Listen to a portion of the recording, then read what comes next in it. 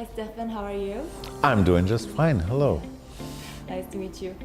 We are all coming here to meet you. You know that? Yes. Right? Yes. Because we heard you are an expert in this industry.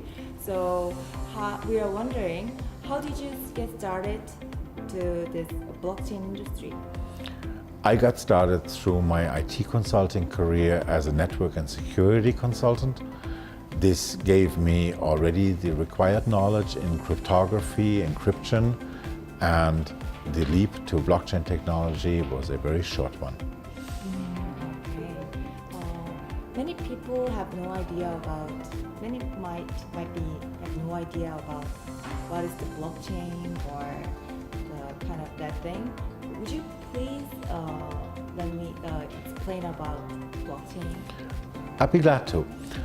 It is very simple. In the history, at first we had a barter system, then we had gold and silver, precious stones, then we had coins and paper money. Now we have plastic money, everybody has a credit card in their pocket, and now we have digital money.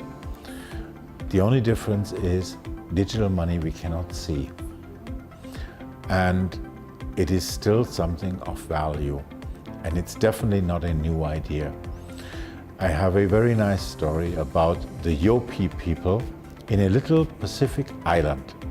Some 200 years ago already, they lived on their little island and they didn't have any money.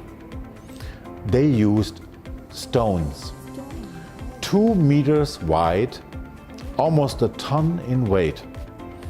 And they put the stone in a place where everybody could see it. And this was used for money and for trading. This kind of like a coin, but you couldn't move it. But in order for the system to work, everybody in the village had to agree that this is my stone or that is your stone. And when enough people agree, this becomes the truth. Now, those stones couldn't be found on the island where they lived. Those stones had to be transported by ship. And one day, there's a ship with a stone coming and a big storm was brewing. And the storm got really wild and the ship sank under the sea, on the bottom of the sea. The stone got never delivered to the island. And the Yopi people figured something out, which was incredible, that it really doesn't matter. Because everybody knew the stone is right there, we just can't see it anymore. It still was used to trade. Exact the same applies to the blockchain industry and to bitcoins. It is money we cannot see, but we all agree it exists. We all agree who this belonged to. We all have the same knowledge or copy of the current state of who has what. Oh, so interesting. So then, would you please tell me how do you expect about the blockchain in the coming years? Blockchain technology is a revolution for our society. It will bring on many changes. Some of the changes will be welcomed by governments. Some of the changes, not so much. The welcome changes will be, everything will be instant.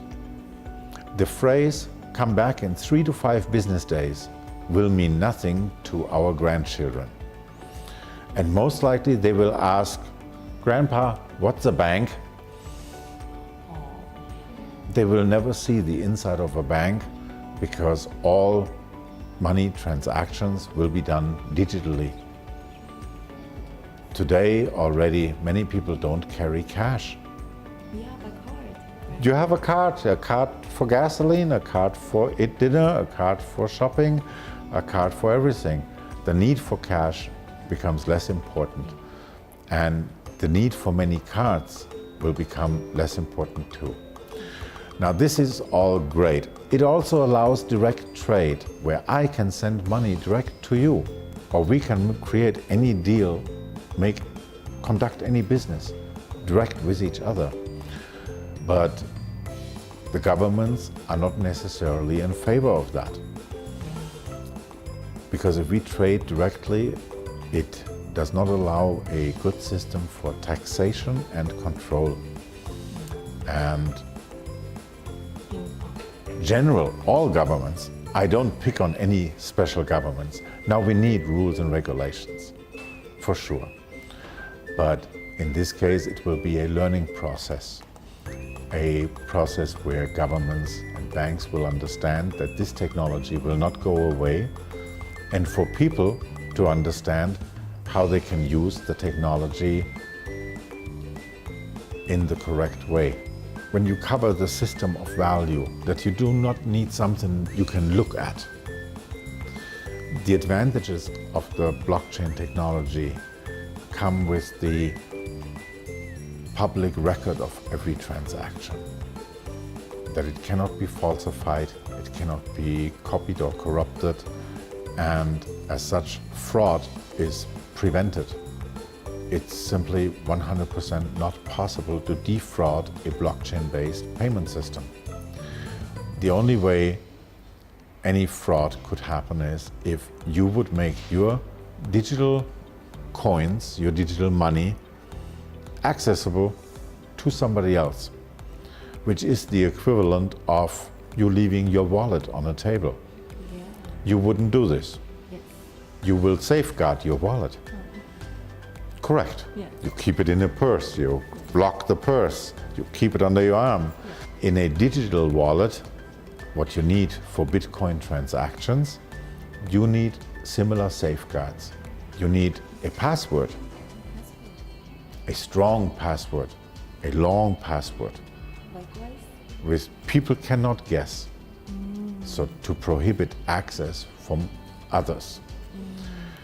Or, even better, you have a storage device like a USB stick, and all your wallet information and your Bitcoins are stored on this. This would mean you have it in your pocket, and somebody would have to take it from you, guess your password, your PIN, your whatever other security measures you have taken, and then could only access your assets. That is almost impossible. It requires possession and knowledge. It's two-factor authentication. There are announcements about Bitcoin accidents, but still there are some kind of dark sides like hacking. So would you please tell me about the solution about this? Yes, I'd be happy to. The so-called dark sides of the digital currencies are something that really gets heavily promoted by our governments because they don't have any control of the international digital currency payment system. And as such, we only hear that it's used by drug dealers, terrorists, and other people use it for illegal trades. That is not true because all of those things happened before Bitcoin ever existed. They did not come with Bitcoin, they did not grow with Bitcoin. It is simply the next step. 50 years ago, people did their illegal trades in cash. Today, they're doing them with credit cards, with digital money, with wallets, whatever you call it. It is simply technology going on. It has nothing to do that this is a bad or evil technology. The safeguards in blockchain technology, they're coming through the public ledger. It is like the receipt at the shopping mall where every item, every transaction is listed on the blockchain. This receipt never stops. Every transaction is always registered there, and the chain grows. That's hence the name, blockchain. So with every block of information, it gets added to this ledger, and this ledger is publicly available. You can look it up on the internet, I can look it up anywhere. And on this ledger, you can see the wallet addresses. A wallet address is the equivalent to a bank account in the Bitcoin world. Oh, I see. So it is a long number and letter combination that is unique to you, and you have encryption keys to open and close this wallet, to access this wallet, and this is how you keep your digital assets safe. The moment you trust exchanges, those are companies that usually offer the service of transferring Bitcoin or other digital currency to your country's currency, like Korean won, Thai baht, US dollar, euro, then you make yourself vulnerable to be taken advantage of. Because those companies are not regulated. There's no government oversight. Those are private companies with private people. They just might decide one day they have enough money in their common account and they take all of it and leave the country. There's just no way to foresee this and no way to block this. This is similar to the police trying to catch the bank robber. We don't know when they're going to rob a bank or where. We have to wait for it to happen and then try to catch them.